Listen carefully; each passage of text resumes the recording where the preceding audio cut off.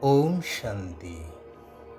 ସୃଷ୍ଟି ରଚୟିତା ଜ୍ଞାନର ସାଗର ପରମାତ୍ମା ପିତାଙ୍କର ଜ୍ଞାନୀ ଆତ୍ମିକ ସନ୍ତାନମାନଙ୍କୁ ସଙ୍ଗମ ଯୁଗୀ ଶୁଭ ସକାଳର ଶୁଭ ଅଭିନନ୍ଦନ, ଶୁଭେଚ୍ଛା, ସୁସ୍ୱାଗତମ, ସୁପ୍ରଭାତ। ଗୀତାରେ କୁହାଯାଇଛି, ଯାହା ବିତିଗଲା ଭଲ, ଯାହା ହେଉଛି ଭଲ, ଆଗକୁ ଯାହା ହେବ ତାହା ମଧ୍ୟ ଭଲ। ଏହା ବାସ୍ତବରେ ହୃଦୟଙ୍ଗମ କରିବା ଆବଶ୍ୟକ। କେବଳ ପଢ଼ିଦେଲେ ବା ଶୁଣିଦେଲେ ଯେ ଭଲ ହେଇଯିବ ତାହା ନୁହେଁ। ଏହା କେଉଁ ଉଦ୍ଦେଶ୍ୟରେ କୁହାଯାଇଛି, କାହିଁକି କୁହାଯାଇଛି, ତାହା ବୁଝିବା ନିତାନ୍ତ ଆବଶ୍ୟକ। ଈଶ୍ୱରଙ୍କର ଏହି ରଚନାରେ ସୃଷ୍ଟି ଏକ ରଙ୍ଗମଞ୍ଚ। ଏଠାରେ ପ୍ରତ୍ୟେକ ଆତ୍ମା ଜଣେ ଜଣେ ଅଭିନେତା। ଏହି ଶରୀର ରୂପକ ପୋଷାକ ପିନ୍ଧି ଅଭିନୟ କରୁଛନ୍ତି। ସୃଷ୍ଟି ନାଟକର ଚକ୍ର ଘୂରି ଚାଲିଛି ଅବିରାମ ଗତିରେ। ସତ୍ୟ, ତ୍ରେତୟା, ଦ୍ୱାପର, କଳି ପୁନଃ ପୁନଃ ପୁନରାବୃତ୍ତି ହୋଇ ଚାଲିଛି ନିର୍ଭୁଲ ଭାବରେ, ଯେପରି ଟେପ୍ ରେକର୍ଡରର ଟେପ୍ ଚାଲିଥାଏ। ଯେଉଁ ସମୟରେ ଯାହା ଘଟିଥିଲା ତାହା ହିଁ ପୁନରାବୃତ୍ତି ହୋଇ ଚାଲିଛି। ଏଥିରେ କିଛି ବି ନୂତନତ୍ୱ ନାହିଁ।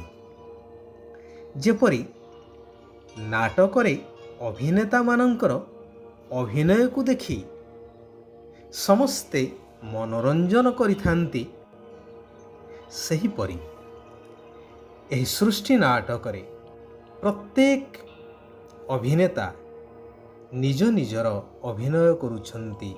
ଏହା ଅବିନାଶୀ ସୃଷ୍ଟି ନାଟକ। ସବୁ ହେଉଛି ପୂର୍ବ ପ୍ରସ୍ତୁତ। ଏଥିରେ ଆଶ୍ଚର୍ଯ୍ୟ ହେବାର ନାହିଁ, ଦୁଃଖ କରିବାର ନାହିଁ, କି କାହାରିକୁ ଦୋଷାରୋପ କରିବା ମଧ୍ୟ ଉଚିତ ନୁହେଁ। କାରଣ ଏଥିରେ ଏକ ଗୂଢ଼ ରହସ୍ୟ ଲୁଚି ରହୁଛି। ତାହା ହେଉଛି କର୍ମର ହିସାବ କିତାବ। ସମସ୍ତେ ସମସ୍ତଙ୍କର ପୂର୍ବଜନ୍ମର ଋଣ ଶୁଝିବାରେ ବର୍ତ୍ତମାନ ଲାଗିଛନ୍ତି। ଏହା ଉପରେ ଶାସ୍ତ୍ରରେ ଅନେକ କାହାଣୀମାନ ଅଛି। ଯେପରି ରାମାୟଣରେ କବନ୍ଧ ରାକ୍ଷସର କଥା ରହିଛି, କିପରି ସେ ଗନ୍ଧର୍ବରୁ ରାକ୍ଷସ ହେଲେ, ଯାହାର ଗୋଟିଏ ଆଖି ଅଣ୍ଟା ଠାରୁ ପାଦ ପର୍ଯ୍ୟନ୍ତ ନାହିଁ, ନିଶ୍ଚଳ ହୋଇ ଗୋଟିଏ ଜାଗାରେ ପଡ଼ି ରହିଥିବ, କେବଳ ଦୁଇ ହାତକୁ ଇଚ୍ଛା ମୁତାବକ ପ୍ରସାରିତ କରି ଶିକାର କରି ଭକ୍ଷଣ କରୁଥାଏ। ରାମ, ଲକ୍ଷ୍ମଣ ସୀତାଙ୍କୁ ବନରେ ଖୋଜୁଥିବା ସମୟରେ ତାଙ୍କ ଦ୍ୱାରା ଶ୍ରାପମୁକ୍ତ ହେଇଥିଲେ ଏହି ଗନ୍ଧର୍ବ ରୂପୀ କବନ୍ଧ ରାକ୍ଷସ। ଏବଂ କିପରି ସେ ରାକ୍ଷସ ହେଇଥିଲେ ରାମଙ୍କ ଆଗରେ ସେ ବଖାଣିଥିଲେ କି କୌତୂହଳବଶତଃ ଭୟଙ୍କର ରୂପ ଧାରଣ କରି ଋଷିମୁନିଙ୍କୁ ଭୟଭୀତ କରାଇବାର ଚେଷ୍ଟା କରୁଥିଲେ। ଋଷି ତାଙ୍କ ଦିବ୍ୟ ଦୃଷ୍ଟି ବଳରେ ଜାଣିପାରିଲେ ଏବଂ ଅଭିଶାପ ଦେଲେ ଯେ ତୁମେ ସଦାକାଳ ପାଇଁ ଏହିଭଳି ରୂପ ନେଇଯାଅ। ତେବେ କହିବାର ଉଦ୍ଦେଶ୍ୟ ହେଉଛି, ଯିଏ ଯେପରି କର୍ମ କରିଥାନ୍ତି ତାର ହିସାବ କିତାବ ଚୁକ୍ତ କରିବାକୁ ହିଁ ପଡ଼ିବ ନା। ବର୍ତ୍ତମାନ ସମାଜରେ ଦେଖାଯାଏ, ପରିବାର ମଧ୍ୟରେ ମଧ୍ୟ ଜଣେ ଯଦି ଭଲ କର୍ମ କରିଥାଏ, ଭଲ କହିଥାଏ, ତାକୁ ଅନେକ କଷ୍ଟ ଭୋଗିବାକୁ ପଡ଼ୁଛି, ଅପମାନ ମଧ୍ୟ ସହ୍ୟ କରିବାକୁ ପଡ଼ୁଛି। ଏହା ହିଁ ହେଉଛି କର୍ମର ହିସାବ କିତାବ। ଯିଏ ଏହି ସୃଷ୍ଟି ନାଟକର ଅଟଳ ନିୟମ ବିଷୟରେ ଅବଗତ, ସେମାନେ ଏଥିରେ ବିଚଳିତ ହେବା ପରିବର୍ତ୍ତେ ଖୁସି ଅନୁଭବ କରିଥାନ୍ତି। କାରଣ ସେମାନଙ୍କର ନିଶ୍ଚୟତା ଥାଏ କି ଏହା ମୋର କର୍ମର ହିସାବ ଚୁକ୍ତ ହେଉଛି। ଯେପରି କେହି ଜଣେ ଅଭାବୀ ବ୍ୟକ୍ତି ନିଜର ମୁଣ୍ଡ ଝାଳ ତୁଣ୍ଡରେ ମାରି ପେଟରୁ କାଟି ସଞ୍ଚୟ କରି କରି ଋଣ ପରିଶୋଧ କଲା ପରେ ଖୁସି ହେଇଥାନ୍ତି ଦୁଃଖୀ ହେବା ପରିବର୍ତ୍ତେ, କାରଣ ସମ୍ପୂର୍ଣ୍ଣ ଚିନ୍ତାମୁକ୍ତ ହେଇଯାଇଥାନ୍ତି ନା। ଠିକ୍ ସେହିପରି ସେଥିପାଇଁ ଗୀତାର ସେହି ମହାନ ଉକ୍ତିର ଭାବକୁ ବାସ୍ତବରେ ବୁଝିବା ଦରକାର କି ଯାହା ବିତିଗଲା ତାହା ଭଲ, ଯାହା ଘଟୁଛି ତାହା ମଧ୍ୟ ଭଲ, ଆଉ ଆଗକୁ ଯାହା ଘଟିବ ତାହା ଆହୁରି ଭଲ। ଏଥିରେ ସମସ୍ତଙ୍କର କଲ୍ୟାଣ ହିଁ କଲ୍ୟାଣ ଅନ୍ତର୍ନିହିତ ହୋଇ ରହିଛି।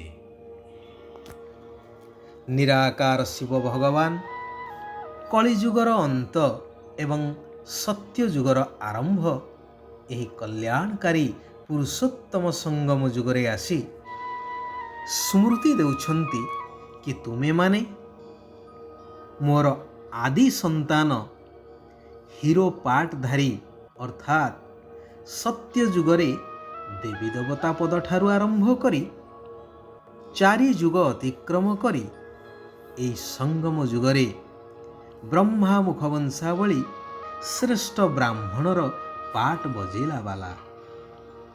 ତେଣୁ ଏବେ ମୋର ନିର୍ଦ୍ଦେଶ ମାନ, ତେବେ ବିକାରର ଯନ୍ତ୍ରଣାରୁ ମୁକ୍ତ ହେଇପାରିବ। ପ୍ରଥମ କଥା ହେଉଛି, ମୁଁ ଯେଉଁ ଜ୍ଞାନ ତୁମମାନଙ୍କୁ ପ୍ରଦାନ କରିବା ପାଇଁ ଆସିଛି,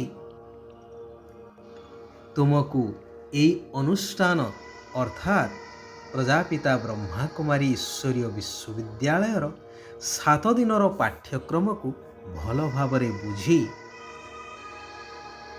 ସେହି ଅନୁସାରେ ଚାଲ, ଯଦ୍ୱାରା ତୁମେ ନିଜକୁ, ନିଜର ପ୍ରକୃତ ପିତାଙ୍କୁ ଏବଂ ଏହି ଅବିନାଶୀ ସୃଷ୍ଟି ନାଟକର ରହସ୍ୟକୁ ସହଜରେ ଜାଣିପାରିବ ଏବଂ ନିଜର ଆଦି ସ୍ୱରୂପର ସ୍ମୃତି ଦ୍ୱାରା 5 ବିକାରର ରୋଗ ସମ୍ପୂର୍ଣ୍ଣ ତୁମଠାରୁ ଦୂରୀଭୂତ ହୋଇଯିବ।